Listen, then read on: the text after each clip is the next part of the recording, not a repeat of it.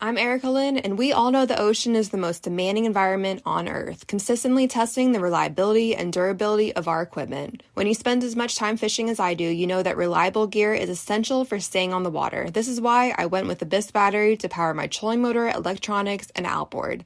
The guys at Abyss Battery are rattling the saltwater industry by manufacturing performance marine batteries specifically designed for sonar, outboards, trolling motors, and electronic fishing reels.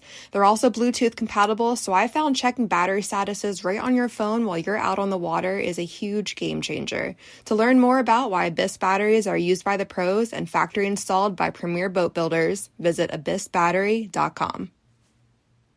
Fishing like a local isn't just about catching fish. It's about connecting with the environment and the people who call it home. It's about hearing the stories and traditions that have been passed down for generations and sharing unforgettable moments with the people you meet along the way. Fishing like a local is having an experience that stays with you forever. And with Fishing Booker, you can experience it too, no matter where you are.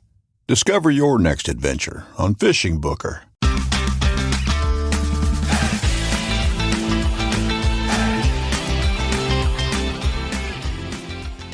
Hello and welcome to the Publicly Challenged Podcast. I'm your host, Luke Oswald, and I hope you join me on my quest for knowledge to become a better public land hunter, angler, and forager. Stick with this and who knows, maybe we will learn something together.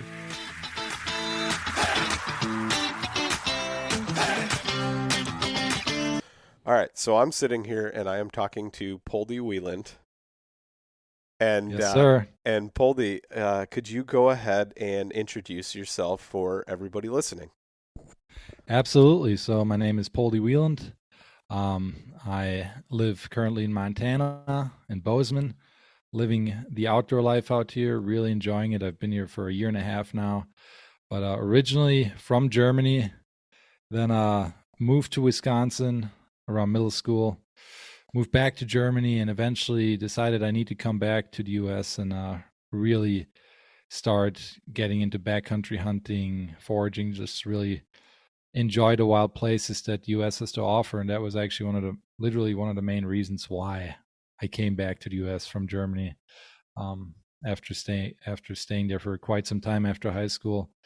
All that, that possibility for public land and the opportunities in terms of hunting, fishing, and foraging we can do here in the U.S. just screams freedom to me, and that's what I seek. So, yeah, happy to be back in the U.S. and just living the wild food life out here, I guess. Absolutely, I love that. I love the fact that you realized it screams freedom, and I wish other people would, and they'd want to protect it as much as they can as well.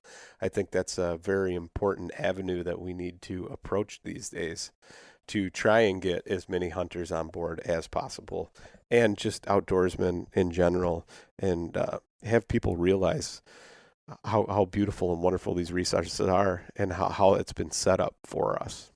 And they really are. Like me being from Germany, there's, I didn't grow up with public land. There's no public land in Germany. It's all private or state-owned, and the state-owned isn't public. You do have like hiking trails that go through private woods and whatnot that everyone can use, but it's not something where you can just go out and hunt and fish on. There's some gray areas with foraging where the landowner doesn't know really, no one's really going to do anything, but you just don't have these beautiful giant pieces of land that are just protected under law or by law that literally every citizen can access and use and utilize in many ways. So it's really is a beautiful thing, like you said, and I think it just offers the opportunity for us, especially those of us that are so used to living in the city and never get to see the outdoors, to go out there and participate almost in a life that's similar to what our ancestors did. And that's something that drives me a lot. But the one thing is, like you just said, like it's people take it for granted here. I've noticed that, especially like people have lived here their entire life. When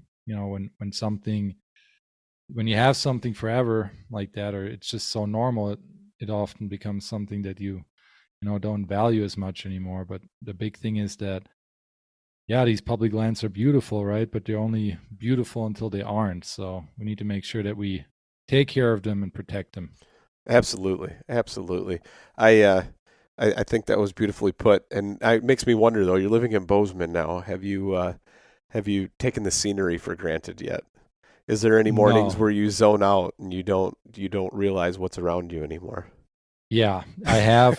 It just, like you said, like it just happens. But there's always these moments where I'm just driving home from work, or I'm just driving on a road late in the evening, and you see the sunset come in over the mountains, and it hits you with awe, and you're just like, wow, like I'm happy I've made it here to this place now, and I can enjoy all of this. And I wish more people could. Yeah. Yeah, absolutely. So before Germany, spent some time in Oconomowoc, Wisconsin, Yes, sir. home of the OKS Hunter podcast. Yeah, And which I had no idea yeah, about we were until talking about that now. earlier. Yeah, but so when you were first over here and the time in high school and stuff that you spent, or after high school, I think you said, uh, was there any hunting involved then? So I basically, no, during that time, no. So I was here middle school till high school, and then I moved back to Germany for 3 years. Before that, everything before middle school was all grown up there. There was not really any hunting, there was just some fishing. I initially got into hunting and fishing in Germany when I was a kid. My dad has been a lifelong hunter. I think he's got 40 years of having his German hunting license now. And that's how we bonded. Like, he took me out hunting. It was all kind of focused on the nature connection more so than the food, because today it's all about the food for me, really. Um, and I couldn't hunt myself because in Germany you need to be 18 to hunt, and you have to take a pretty extensive hunting course, and we can get into that if you like. So it was just kind of bonding time with dad, and then mom was knew about a few like forage goodies, like a couple mushrooms, the German ramps, the German wild onions or leeks, and we'd sometimes go out to try and get those and use them in the kitchen a little bit. But yeah, again, it was just more so the experience was the focus. And then when I did move to the U.S. with my mom, my stepdad, my little brother, let my dad stay in Germany. I kind of lost interest in all that. My dad was a driving factor for it, and I didn't have him there, so I just didn't really get into hunting. I don't know why. I always like I got there. I did my hunter's safety course when I was like 13, but then I never went out. I think it was just my stepdad, my mom didn't know anything about guns, and I was still pretty young, and I for some reason it just fell to the wayside. Like I said, I was fishing a little bit, but the hunting and fishing really came when I moved back to Germany after high school. That's when that really took off for me. So over in Germany, what is that like then, as far as being able to hunt and opportunities to hunt? What is that Yeah, like? it's way different than here in the US. Here in the US, I mean, I think Wisconsin doesn't even have an age limit now to go hunting. Uh, Anyone, I'm pretty sure, can go out with and take the hunter safety. In Germany, you have to be ideally 18. You can be 16 to get your hunting license, but then until you're 18, you can only hunt with a mentor. If you get your hunting license at 18, you're eligible to go out hunt by yourself. Now, barriers of entry are pretty high.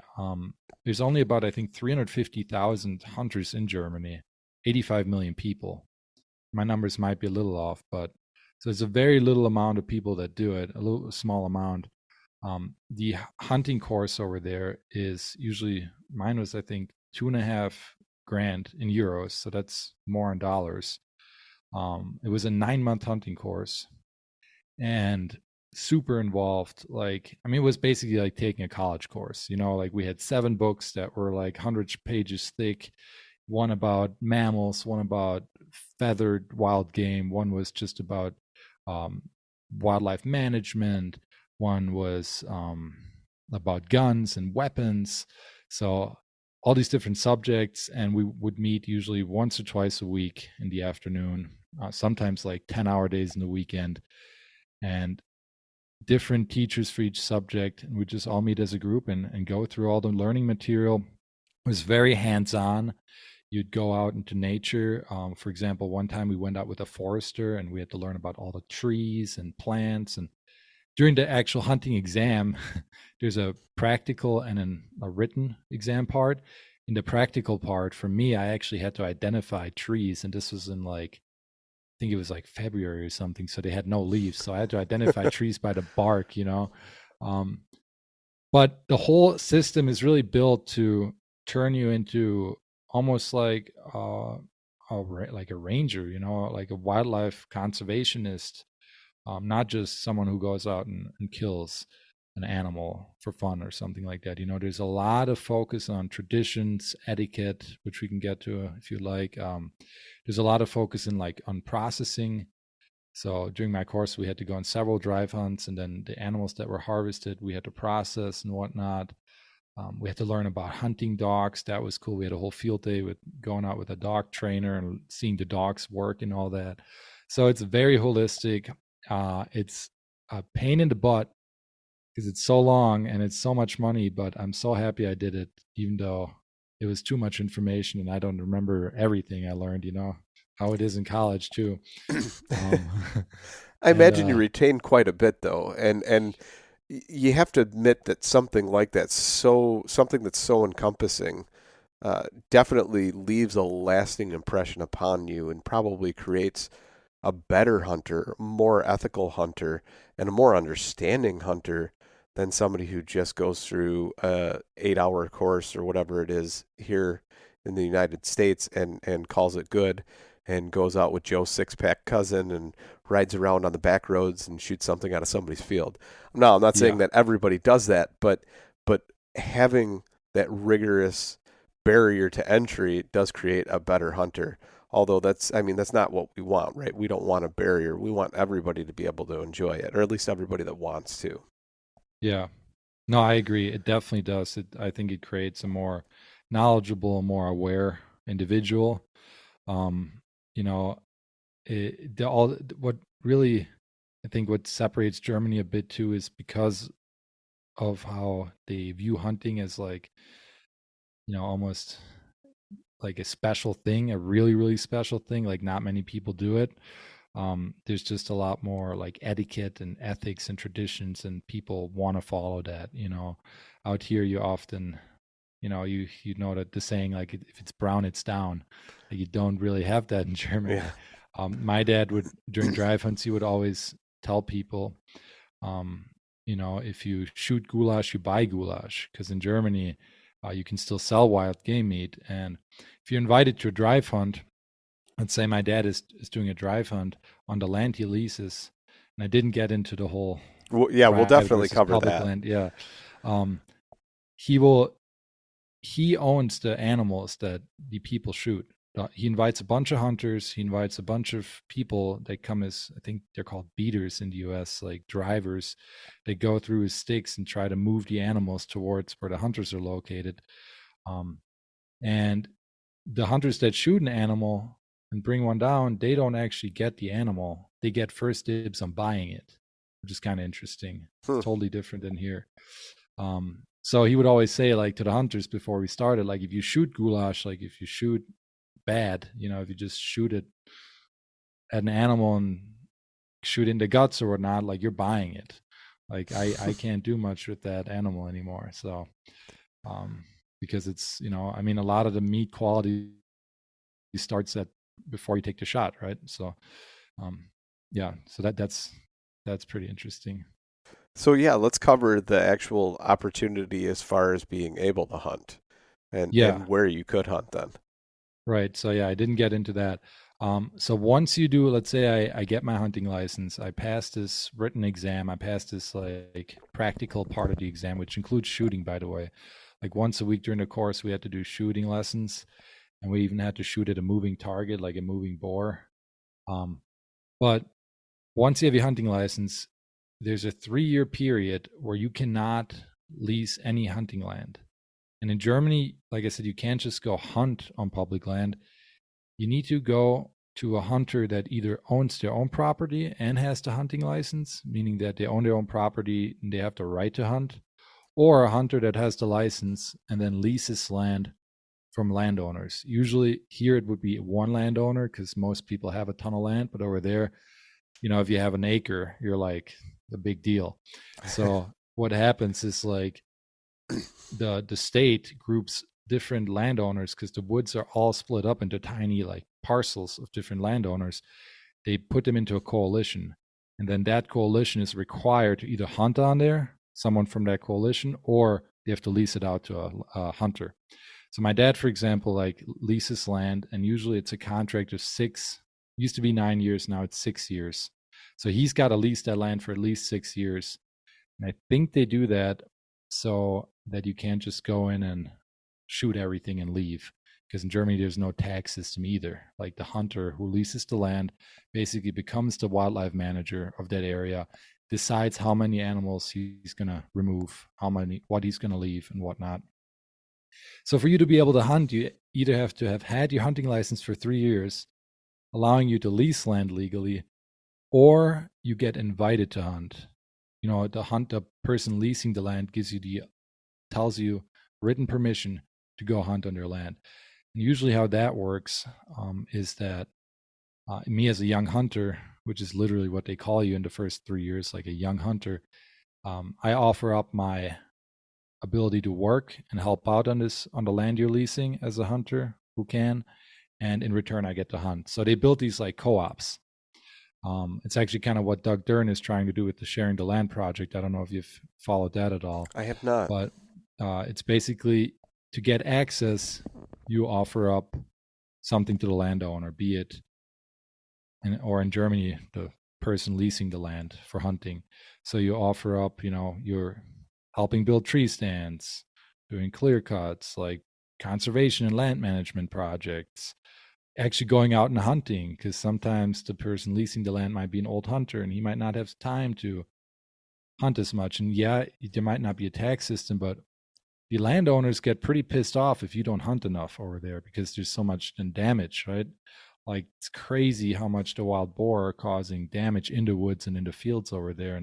And the farmers and landowners, there's really a lot of butting heads right now, at least in my region, between hunters and farmers and landowners, because the hunters just can't keep up with the growth of the boar population, and the amount of damage that the boar do is really getting out of hand a bit. So that's Germany actually just legalized the night vision scopes and whatnot for that. I mean, do they allow live trapping of them or no?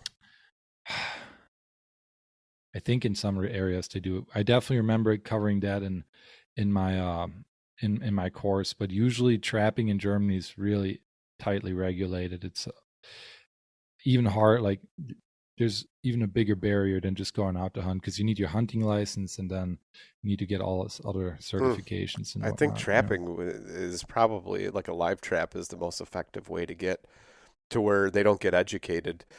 From what I've seen anyway, that you can take 25 hogs in one night and not a single one, because they tend to follow that sow around, and that the sow is the leader of that group, and she keeps, birthing more piglets. Right. And she tends to have a big following, and if some of those get away, they get educated, and then it kind of becomes fruitless to keep trying to do that. So being able to have a giant, large live trap and bait them into it and have it close once they're all in there, have a remote camera with a remote or whatever they do, looks pretty effective.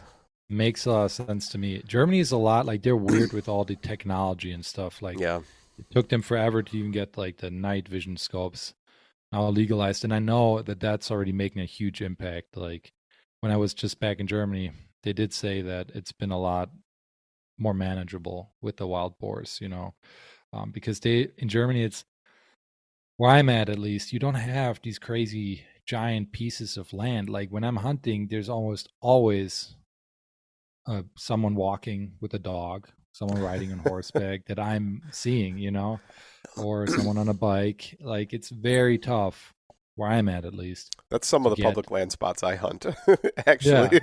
Yeah. I mean, you just have to be, I think you have to be like 60 yards away from certain trails and things like that.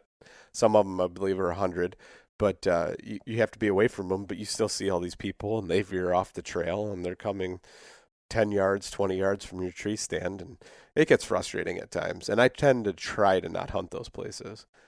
Yeah, and where my dad leases land, it's kind of hard to avoid it. And the boar just gets so educated, and because of this constant pressure, they just become so unpredictable. Like you don't know when they're going to come out, and like we've had them on cameras during all times of the day, you know. Yeah. So So how is it? Is it almost all with firearm? Is there any archery equipment, or what's utilized? uh, it's all firearms. I know there's some spots now that legalized archery for boar specifically. I think I remember reading an article about some county that was doing it, but overall, archery is kind of like it's not legal for the most part, and it's kind of seen as unethical, you know, in the crowd. Which obviously you can argue about that, but Yeah, we were just talking about the ethics of yeah, spears a minute ago. So right. Overall, like when I tell, like I was taught in my hunting course that archery is like super unethical, and I think they have some points, you know, there is, but you can also hunt really unethically with a firearm. So yeah, it's mostly guns, and then there's like no semi-automatics. It's all bolt action. Shotguns are like double barreled, so they yeah. do use suppressors, though, right? I am not 100% sure. I'd have to check on that, to be honest. That's something because I never really thought about it. I'm pretty sure they do. Yeah, I'm pretty sure they do. you'd almost think as crowded as some of that land is that you're talking about, you'd almost need that to not, yeah, or at least want it to not scare all the homeowners and residents and passerby, you know? Yeah. Yeah. If I mean, it's already pretty difficult to get one in the US, so I assume it's even harder to do it in Germany, to be honest. So I mean, in Germany, I go through this hunting license and everything, and I cannot conceal carry or anything like that. Yeah. Like there's no open carry, no concealed carry. The rules with like leaving guns in your vehicle, like there's no chance. You can have it in your car when you're going to hunt, but the bolt needs to be like removed and stuff like that. Like it's super strict. My Yeah. state's like that. I don't know if you know that. I didn't know that. No. Yeah, my state is very strict on those rules, and it's sad to say that the only reason we have a concealed carry is because a woman actually got raped and beaten within inches of her life, and she sued the state for that right. Whoa. They had to take it to the Supreme Court, and that is the only reason we have a concealed carry in Illinois. That's wild. Yeah. That it took that. Yeah. You know. They took it all the way to the Supreme Court, and she fought her case, and it was a valid point that if she was able to defend herself, her three attackers would have never been able to make that happen. Yeah. And I mean, it's a sad situation that it had to come to that, but very thankful for that woman to have the fortitude to come forward and make that happen. Right. Right. No, that's definitely something I enjoy about the US. It's just having at least the ability to protect yourself if you need it. Like, granted, I never want to use it, but having the ability to and That's right. the option to. It's that freedom.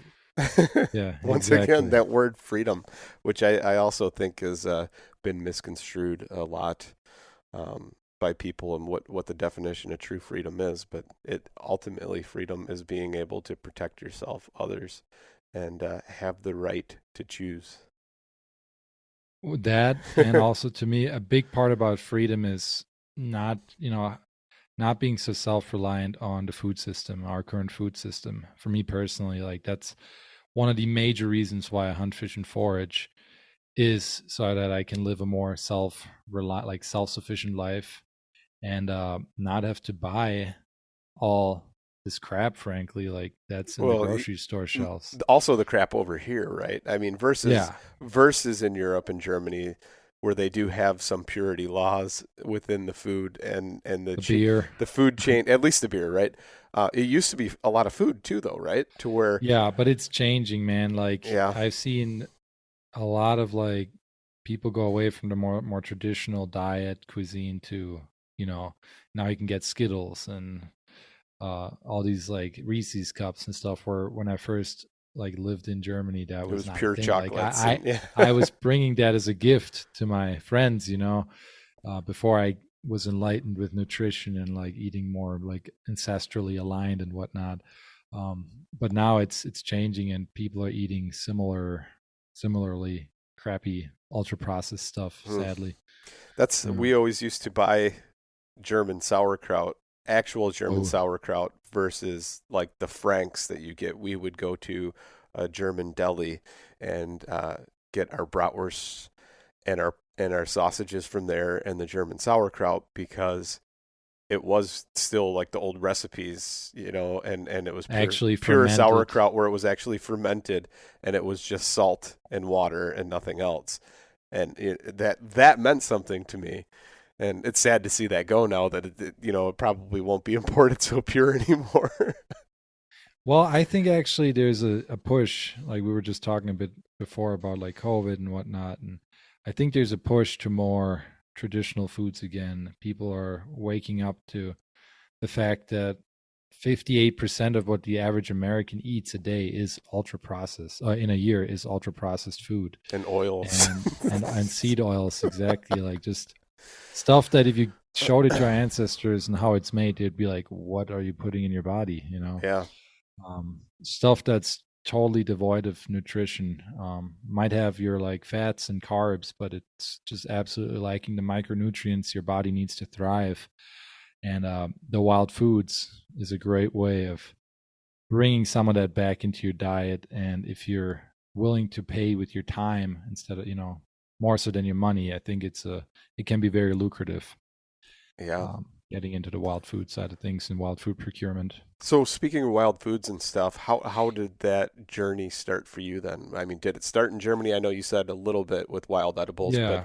but was it something that was stayed with you the whole time, or no? So I came to the whole food thing through bodybuilding and nutrition, actually, like hobby bodybuilding. When I moved back to Germany after spending high school in Wisconsin, I was all about like training and eating super clean. Really realizing that what I put in my body is fuel for my body. Like that's what's going to make me feel good. It's going to give me clarity of mind and just be able to perform really well. Then I started all the hunting and fishing with my stepbrother, and he was actually doing a apprenticeship to becoming a organic farmer. So we had all these conversations, like me from the nutrition side of everything I knew, and him from the like farming side and food procurement side. And we just came to this realization that the food system is just effed up, and that most of what we eat is just not good for us.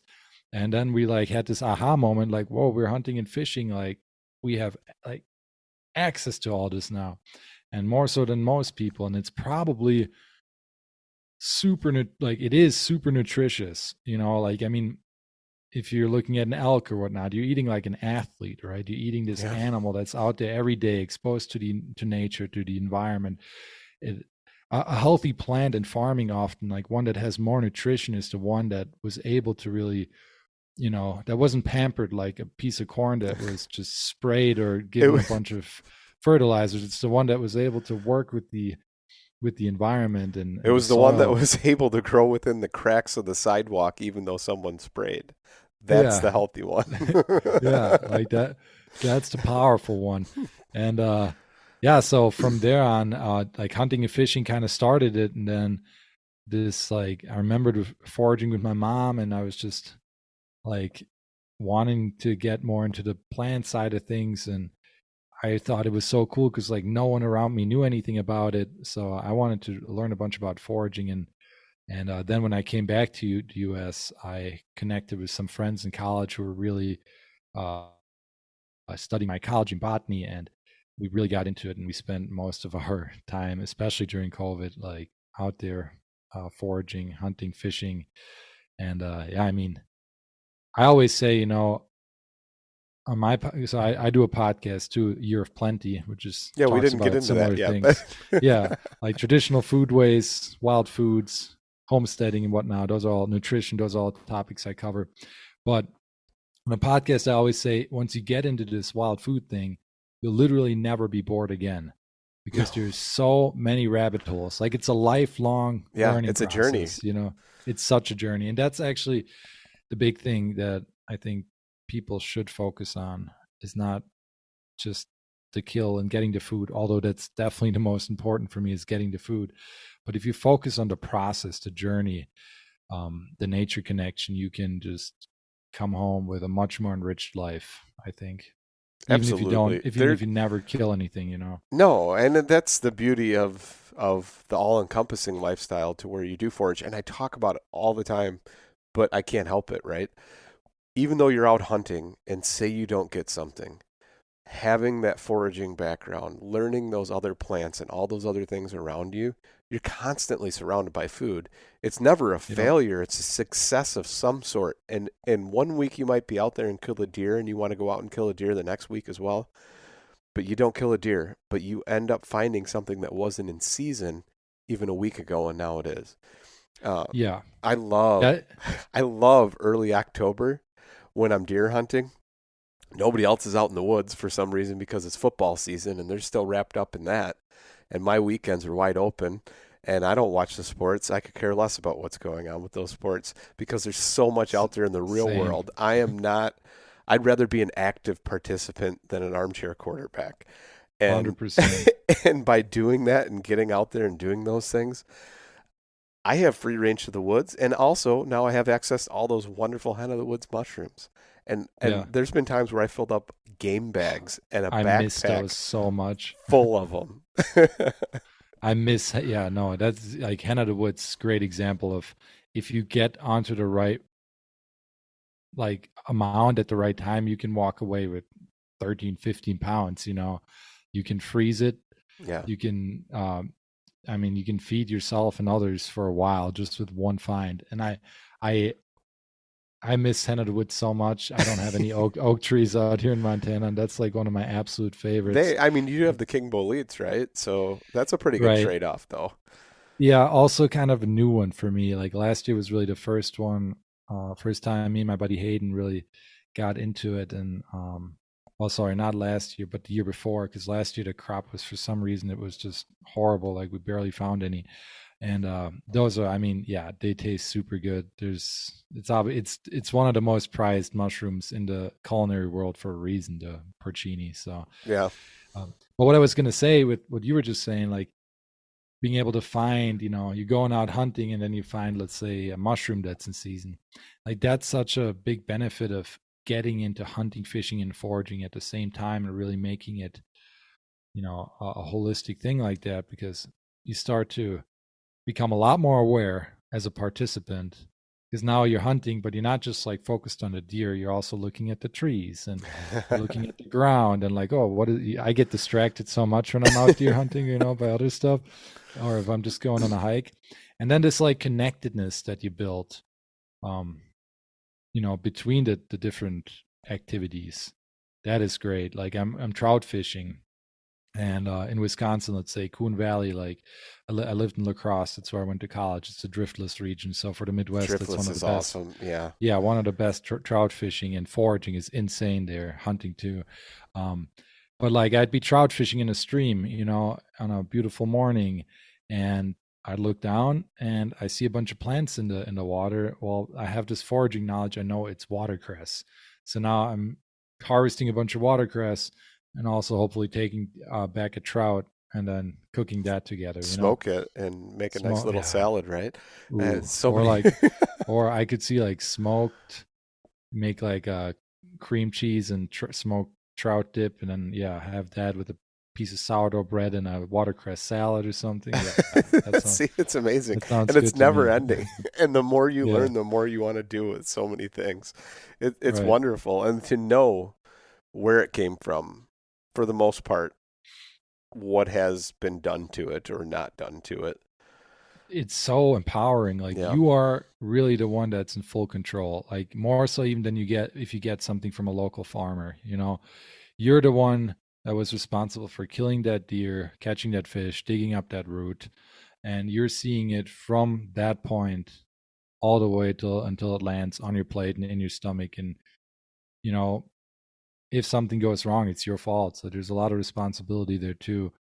And the connectedness in that way, it just I don't know, it feels really good. And there's something primal about it. Like it's like it almost triggers, like, at least in me, this like instinct. It just feels so right. It feels like this is what I'm meant to do. It does. It absolutely does. I think it triggers something that you're connected to, that you were lacking, that you haven't experienced before, and all of a sudden it's like you're touching this fabric that's somehow connected to you that you never even knew it, and it's connecting you to another place, and it takes you away from that synthetic environment that's been created all around you, and it's so terrible. Like I'm going for a knee surgery here pretty soon, and when I'm outside and I'm in the grass, for some reason that pain, it goes away. And yes, it could be the magnetic field from the earth and my body's grounding to it. Yeah. But it's also soft and it's natural and the way it's supposed to be. And then you put those shoes on and you get on concrete that you're not supposed to be on, and you're on it all day. It kills. It kills at the end of the day. And it's one of those things that it's not supposed to be there, but we're there all the time. Right. And so many people only experience that. Yes. They live in big cities, and they never get to go on any public land, or they don't even know that it really exists, which is kind of sad to think about. But yeah, I mean, it could be. Have you ever heard of nature bathing? That's kind of like one of the benefits. Yeah, what the Japanese did in the studies with the people with heart problems, and yeah, like I mean, there were even studies that I read about where they put someone in a treadmill indoors, had them running indoors versus out in the woods, and the person out in the woods, just their immune system had a much better reaction, like was boosted, or compared to the person running indoors. So there's definitely something we don't really fully understand about being out in our truly our natural environment, as human species. And I think wild foods, at least, and going after them is one way to tap into that like ancestral living, I guess. That honestly, like this really basic or essential experience of human life, right? Like this is what we did for thousands, tens of thousands of years of being humans, is like not being in a house like this that I'm in right now with the heat on all winter. Like we were out there experiencing nature to the fullest. And on average, it takes about 30 days for a person to break their New Year's resolution. So if saving money was on your 2024 list, your odds aren't really looking that great. Luckily, I have a 100% guaranteed way to save you money this year. Just switch to Mint Mobile right now. Mint Mobile has wireless plans starting at just $15 a month. That's unlimited talk, text, and data for $15 a month. If you save as much as I think you're going to, you are going to be able to afford a brand new rod and reel. Use your own phone with any Mint Mobile plan and keep your same phone number along with all of your existing contacts. To get your new wireless plan for $15 a month and get the plan shipped to your door for free, go to mintmobile.com/waypoint. That's mintmobile.com/waypoint. Cut your wireless bill to $15 a month at mintmobile.com/waypoint. Additional taxes, fees, and restrictions apply. See Mint Mobile for details.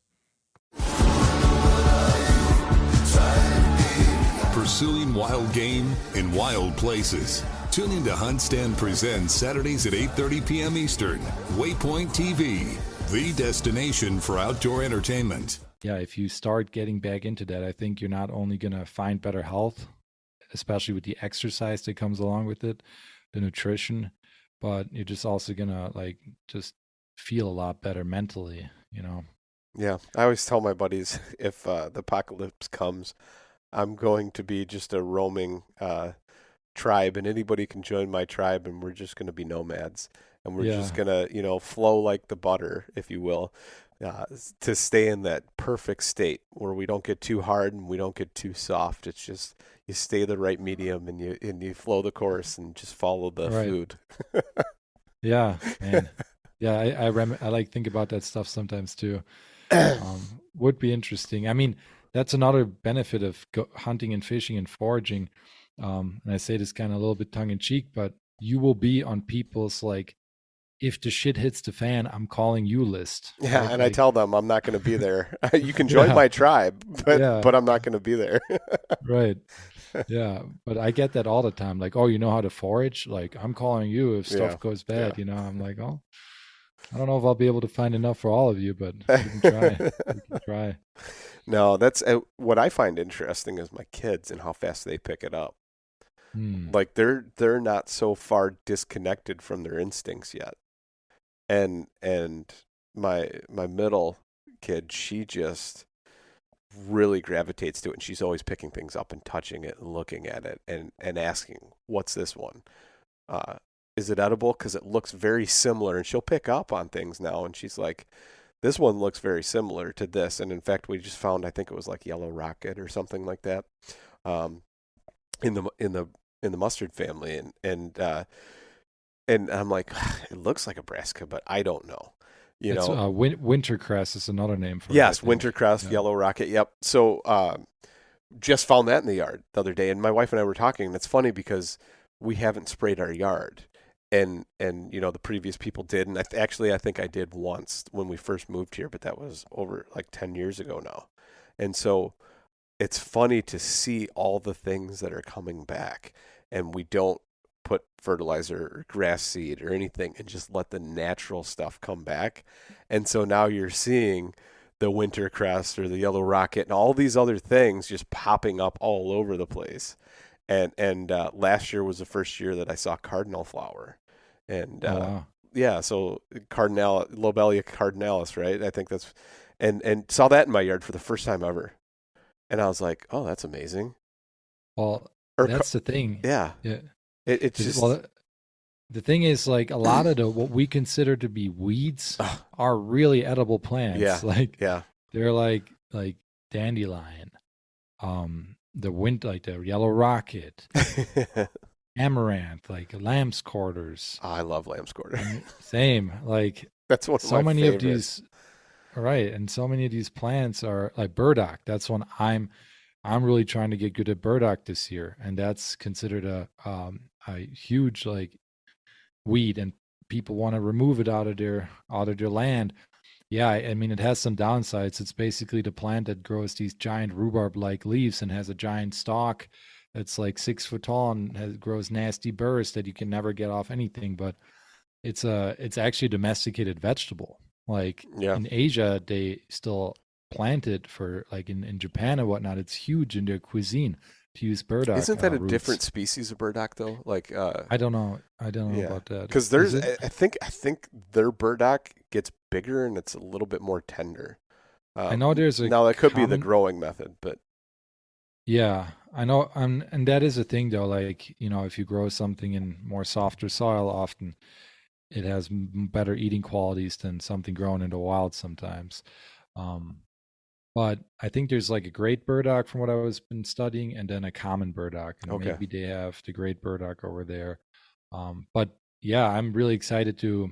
Most people go after the roots, but I was just learning that the stalks, when peeled, are not fibrous at all. The young stalks, they're like starchy, and are great in like soups and stews. You can use them like a potato or turnip and whatnot. So that's awesome. That's now I'm going to do that. Yeah, I'm definitely going to do that this year. One of the main plants I'm looking for, and I have found now over the years that I don't really try to focus on a bunch of new plants or mushrooms every year, because you just get overwhelmed and you can't learn that species deeply enough and then get good enough at identifying it with confidence to be able to take it home for food, unless you have like a mentor or something, which is huge too, by the way.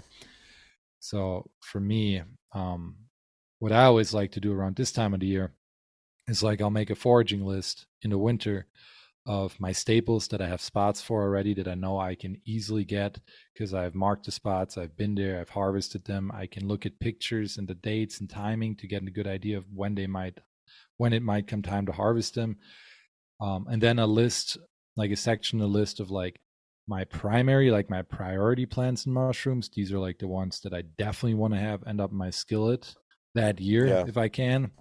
And those will usually be like 1 or 2 per like spring, summer, fall. And then also though like a couple what I call like secondary plants or mushrooms that are I think they're cool. They'd be cool to find, but I'm not going to put so much time into researching them. More so, maybe I'll just look at a couple pictures, because what's often happened is I'll look for like one species and then I run into this other species that I was just kind of, reading into a little bit. So I think it's always good to have like your main ones you definitely want to find, but then also do a little research into some other ones. So you might be able to to find those pretty easily on your walk, trying to find the primary, like your priority ones. That is a thing, right? Like, have you noticed how a lot of, especially in Wisconsin, I feel like it was this way, a lot of the edibles were kind of grown in similar areas, usually like around bodies of water is what I was Yeah. kind of finding. And that makes sense because like all of our ancestors would settle around bodies of water because there's just more life there, right? Yeah. In fact, my neighbor was telling me, he's like, your property uh, was typically like a native campsite, an indigenous campsite back in the day. Whoa, And I was like, that's really? cool. And he goes, yeah, when we were kids, because he's grown up in the area, he said that they used to find a lot of arrowheads after storms, heavy storms, right on one of the little knobs on my property. And I was like, really? That's so interesting. And I've gone out looking a bunch of times and I haven't found anything. Oh Or like man, after floods never where the either. roads away the bank, I've looked a lot, but I've never found anything. And it'd be pretty cool to find something. But he said, and after he said that, I started thinking about it. And I'm like, well, it makes sense. It's a body of water. It's kind of on a Mhm. main corridor that they used to travel. There was actually like a trade route that was they actually named it. I can't remember what the name was, but it was like a heavily traveled trade route. And so they'd be along that on all the way from back, hunting grounds and stuff. So kind of neat to see that and hear about it and like know it exists. And now it makes sense to me why though, because it was a knob, it was higher up. They weren't directly on the water, but it was right below them and stuff. So Yeah, no, that's one of my favorite things about all of this is not just like modern day foraging, but then also learning about the anthropology and the archaeology around how our ancestors did everything, right? Like it was such a different life. They didn't have the tools we have today and they still got it done, right? absolutely. In Like, fact, some of their tools might have been better and we don't realize it, but yeah, their methods, right? yeah. We're sitting here with a hammer on our garage floor cracking black walnuts and acorns and they probably had some big stone something that they used and then put them in pits and poured water on top of them and leached them, and we're trying to do it with 5-gallon buckets and or like some people use their toilet tank or something Oh my God. and it's totally not the right way to do it, and they had the method dialed in and we're doing it all backwards But now. all that knowledge got lost. Yeah, like, absolutely.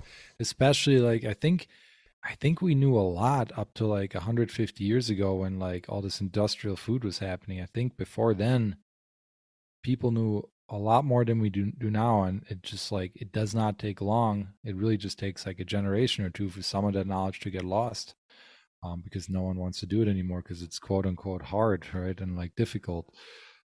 Yeah, But and I don't. I've been trying to pursue that more and more lately, and really just try and learn those lost ways, especially food preservation, all those things, because it just intrigues me. Number one, that I can take a piece of meat, salt it, do whatever to it, and come back 6 months later and cut a chunk off of it.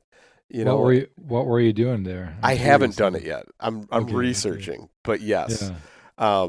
But things like that. And so before my grandmother passed, I actually went down to Texas and sat down with her and interviewed her and asked her about all those things. And she even had lost so many of those things. She grew up as a kid doing them, but didn't remember them, and remembered in her mind she hated them. And one of the things she told me is she hated having to do that, and she didn't want to marry a farmer. That was her thing. She did not want to marry a farmer, and so she married my grandfather, and they lived their lifestyle the way they lived, and moved around military base to military base. But she did not want to marry a farmer. She did not want that life, and she said it was too hard. When was that? Like the 50s? No, that would have been like Great Depression. She grew up. Okay. Yeah, so Well, after that is kind of when like the big ag thing happened, and like, that famous quote, like "get bigger, go home" or whatever it was, where they basically just centralized our food system more, and like farming became something that was frowned upon, and you had to be educated to be something. And now at this point, we're at the point where like we don't even know where our food's coming from. We don't know the people who are working hard every day to produce it, and they're definitely not getting paid. Like it's basically like the corporations controlling it are getting paid, but not the people producing our food. So. Yeah, she was born in I think, either early 20s or before then. And so it was interesting to hear everything and how, I mean, they would even save the corn cobs. It was something to where everything was utilized. And so when they would shell corn, the corn would go in the bin and the other one would go in the cob bin or the cob house that they had. And then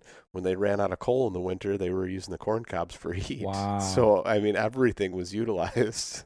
That's wild. Yeah. Well, but staying on that topic of utilization, though, that's another thing of like, if you're hunting, foraging, you learn how to butcher yourself, right? It's wild how well you can utilize that animal. You can use the bones, you can use the tongue, you could use the eyes if you wanted to, you could use the hide for something. That's something I really would love to get into. I saw a guy on Instagram wearing a buckskin sweatshirt. Oh, that's cool. Yeah. So cool. And I'm like, man, that would be cool to have. Or like even a belt or something, something much simpler to make.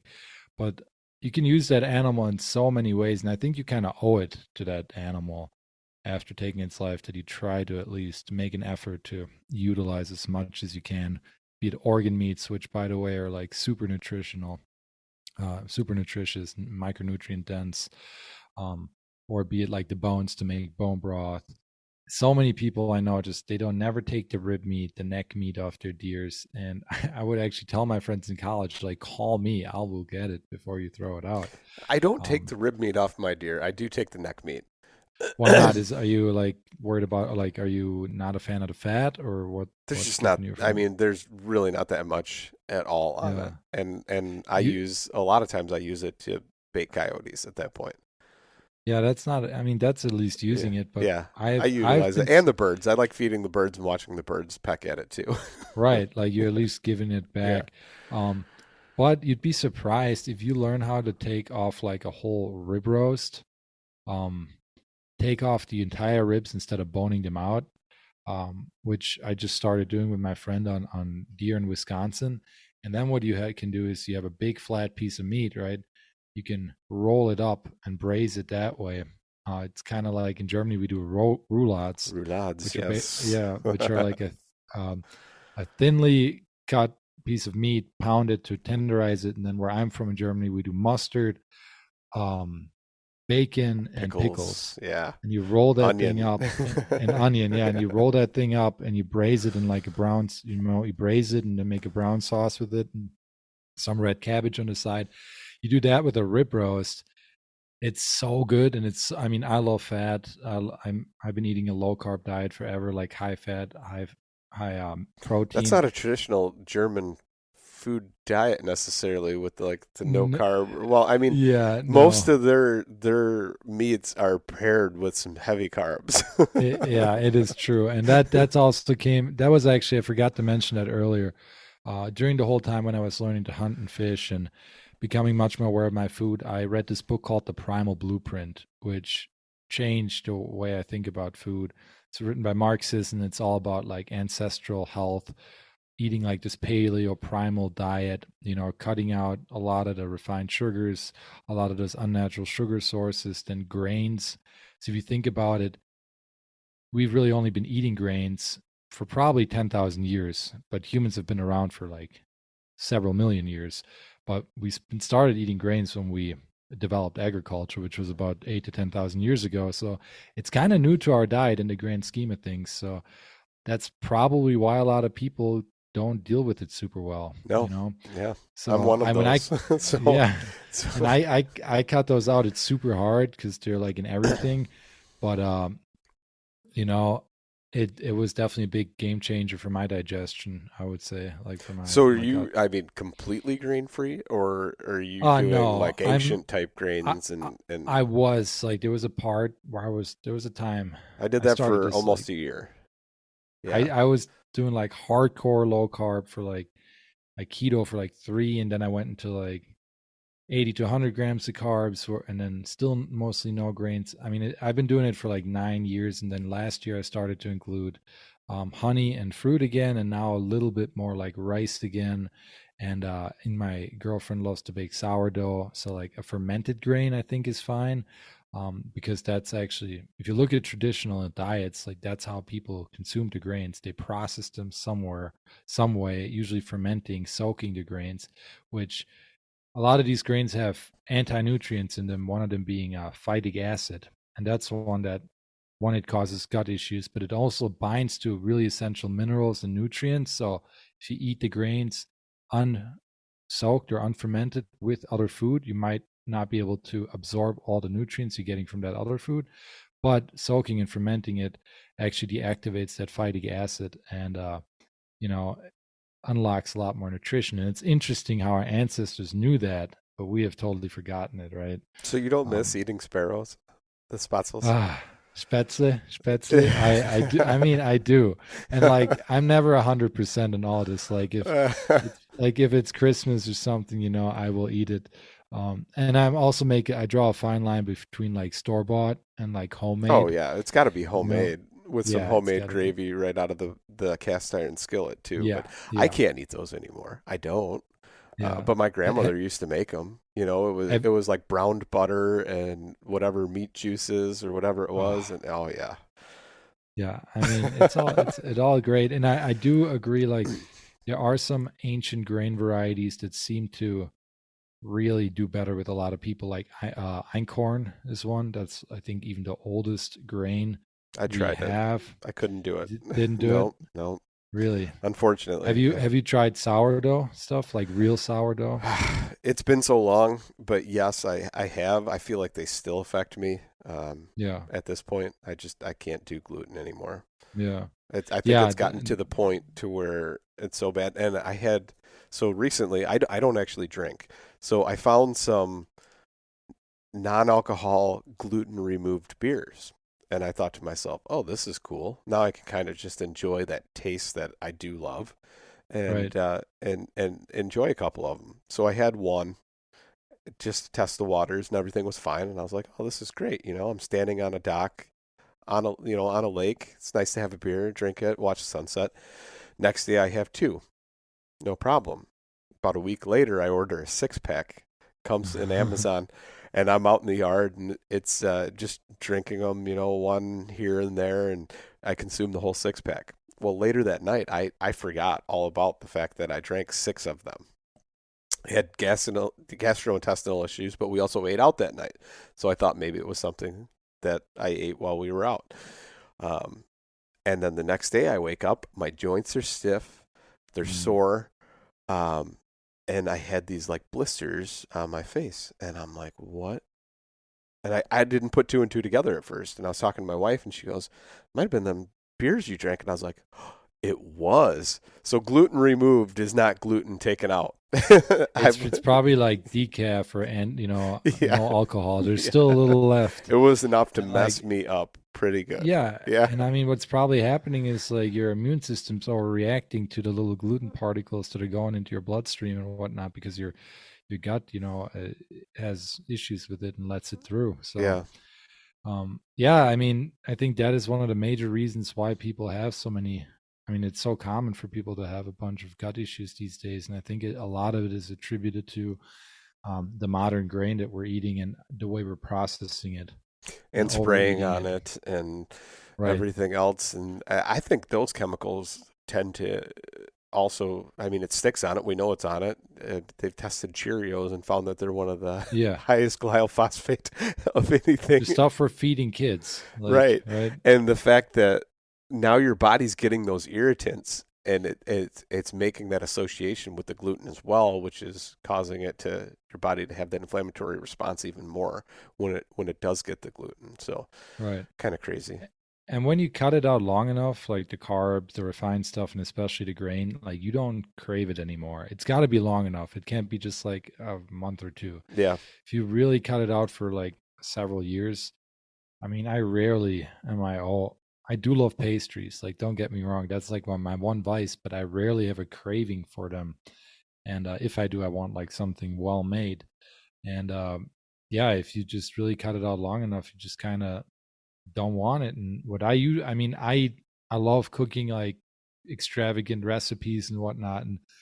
But I usually day to day, I eat so simple. I eat literally mostly meat, like a pound, usually 2 pounds of meat is what I eat a day. Then I'll make like a pound per meal, 2 meals, and I'll cook ground meat, which I used to kind of be against turning my wild game into ground meat, but not anymore. It's versatile. So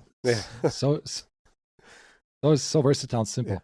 But I basically just cook my ground meat either in burger form or like taco meat form, season it however I want in a skillet, and then I'll cook, I'll do oven roasted veggies, whatever I feel like on that day, and maybe an egg and an avocado, and I'll like just have like a meat and veggie scramble, like a skillet basically. Yeah. And that's what I eat every day. It never gets boring to me, and I'm getting like top nutrition and enough calories, and I'm eating actually less than what the average American eats for per day. So I just looked this up recently. It's insane the amount that we eat.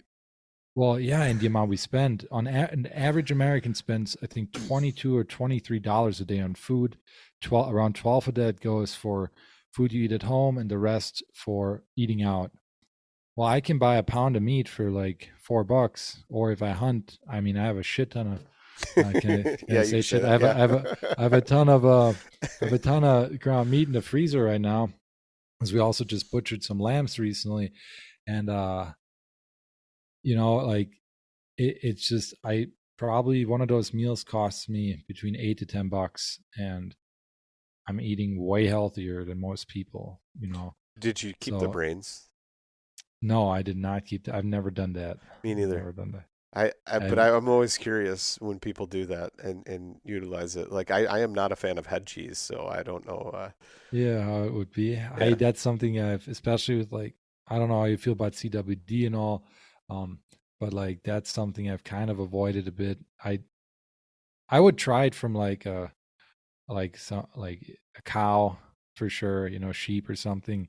I probably should one day just try it from a wild game, but I'm talking from the lambs that you butchered. Oh, from the lambs. Yeah, okay. Yeah. No, we did not take the brain. Not the brain. I'm afraid to even consume the organs of most of my deer. I get all of them tested because really CWD, tell me about that. Yeah, I get them all tested for CWD specifically. Yeah. Okay, because I have lately been doing a bit more research, and I guess a lot of like deer in heavy agricultural areas where there's a lot of monocrops and pesticides, and especially close to cities, their organs, some of them tend to have higher levels of pesticides and whatnot. Yeah. So it's something I hate to say, but even in the wild game, it's getting in there. But that always makes me think, like, if it's in those levels in the wild game, how high are the levels in the farm raised animals? The ones that they're feeding. Well, I mean, they're obviously feeding the grain.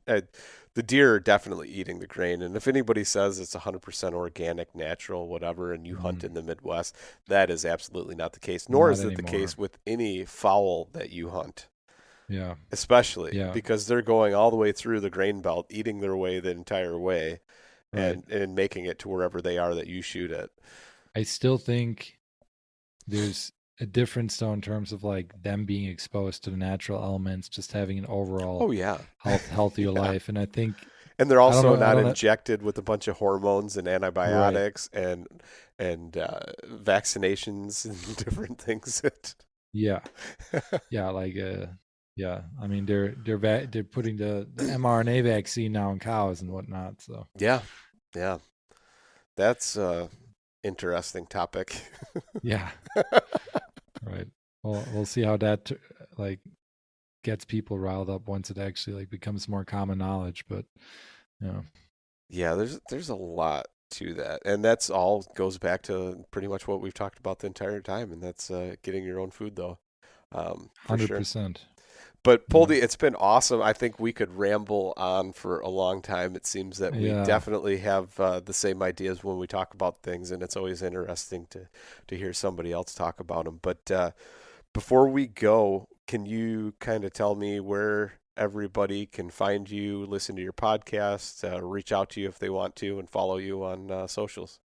Absolutely. Yeah. First of all, I really appreciate you having me on. This has been super fun. I agree. We could definitely ramble on a lot more. But I think some of the stuff we just covered will hopefully bring a lot of value to your listeners. If you want to find me, I mean, the number one thing I do, my biggest like passion project is also podcasts. Like I mentioned earlier, Year of Plenty is what it's called. You can find that on any podcast platform out there. Cover topics around like wild food, traditional food waste, nutrition, homesteading, getting more into the food preservation side of things too, like canning and fermenting and whatnot. And you can find that on www.theyearofplenty.com. Otherwise, Instagram is the one platform I'm most active on. I'm just at Poldi Weiland on there, POLDIWIELAND. And then if you wanted to, like Twitter, Facebook, TikTok, they're all podcast specific pages there just for Year of Plenty if you want to find it. But yeah, podcast is where I pump out the most content, and then I'm really trying to get my blog going just because I found the value in writing, and I'm starting to enjoy it more. Me too. That's something I never thought I would do. In fact, when I first started the podcast, I reached out to a guy named Tony Peterson, and you may have heard of him as a writer. And he does some stuff with Meat Eater too. But anyway, I reached out to him, and he was actually nice enough to talk to me about podcasting. And at the time, his podcast was one of my favorite ones to listen to, so I reached out to him. Oh, that's awesome. He was super helpful, and he goes, it's kind of refreshing to have somebody reach out to me and not ask me about writing. And I said, yeah, that's something I don't think I'll ever want to do.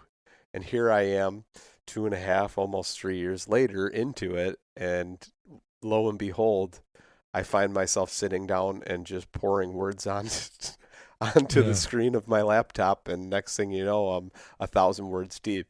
And I never thought that would be me, but now I almost want to call him back and say, hey, do you think maybe you could give me some pointers on that too? Yeah, man, it's the writing part, it's so hard to sit down and start doing it. And I'm kind of like sometimes a perfectionist, but I've just kind of let go of like it needs to be a perfect format. Like everything needs to be perfect. I'm just writing out thoughts. I think that's the German in us that does that because I'm the same way. My wife gets so mad at me, and she tells me the same as what you just said. You need to put it down. You can always edit it later. You can always change it. Right. And I'm always looking for the right words to emphasize properly. And I hyperfixate on that to the point to where it'll take me 10 minutes to write one sentence before I get to the next one. And I'm just starting to overcome that too. Yeah. So yeah, that'll be good. I'm hoping to just do a bunch of blogs, and it's just so good to hash out your own ideas like that and opinions and just become, I mean, if you look at it, all the greats had a journal or were writing. Teddy Roosevelt, like all these people that we remember in history and that really had a big impact with their ideas. They were all writing journals, basically. So there's got to be some value in it if all these people were doing it. You were definitely more organized as me as far as your foraging journals and things like that. I do not do that, and it's such a great idea. And Clay Bowers does that all the time, and he can tell me, oh yeah, this is kind of weird because the past 4 years it's always been this date, and now it's in season right now, and for just about everything out there. And I'm the kind of guy where I'm like, the weather kind of feels like might be time to start looking, and I'm just not. My wife gets mad at me for keeping track of time.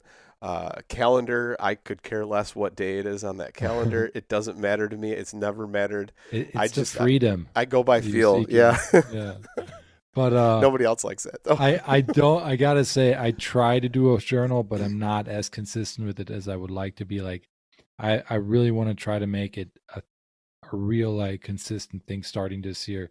Because I have friends that hunt and fish. I have one friend, he's like my fishing mentor, knows everything about fishing salmon on Lake Michigan and walleye. And since he's like 15, he's kept a fishing journal, and the knowledge he has now and using that to make decisions for the following season is just invaluable for him. So wow, that is, I need to do that. With the good thing with foraging is, here's a hot tip. I mean, I mentioned it a little bit earlier. Is taking a ton of pictures and then organizing that, maybe if you can, into folders, because you can always go back, look at the date and time. Hopefully you have your location turned off, in case you're sending it to someone else. Like I would like to have the location on there, but I got Onyx for that to to mark my spots, which is another big tip in foraging, I think, is mark everything. Yeah. Because you can analyze it before the season. Also see date and time again and really go back to those spots, because most plants and mushrooms are going to keep popping in that same area year after year. So, you know what's weird is I feel my way through the woods now. Like it's like I you know how we talked about that connection? It's just I try and feel my way through with that connection, and I'll stop and I'll examine a log and be like, I remember this log from however long. That's weird that that's here. I thought it was further over. Maybe it flooded. And then, you just kind of, that's the way my mind is a very messed up mind, I think. And if people had to see the inner workings of it and how it actually works, because I'll get so sidetracked, I'll end up a mile from where my destination was because I felt my way through the woods and ended up touching a couple plants, and it piqued my curiosity to see whatever was there.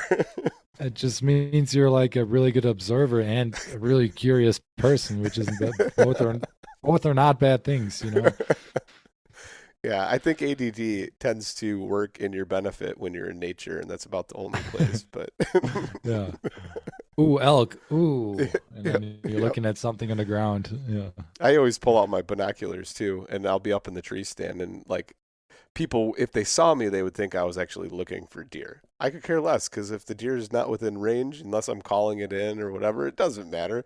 I'm looking for mushrooms and different plants that I can pick when I get down. All right. That's the beauty of it all. So awesome, man! I totally appreciate you coming on. Thank you so much, and it was amazing to talk to you. And we'll have to have you back on.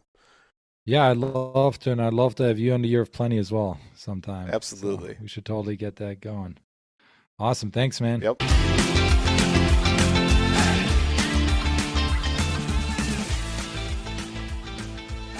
And once again, thank you so much for listening to the Publicly Challenged podcast. I hope you enjoyed the show, and if you did, please subscribe on whatever platform it is you're listening to. Also, if you could leave a review, that would help us out.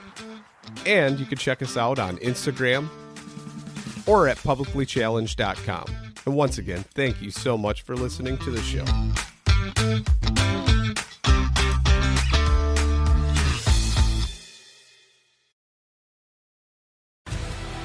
You want to succeed, you want to fish, you want to be one of the greatest.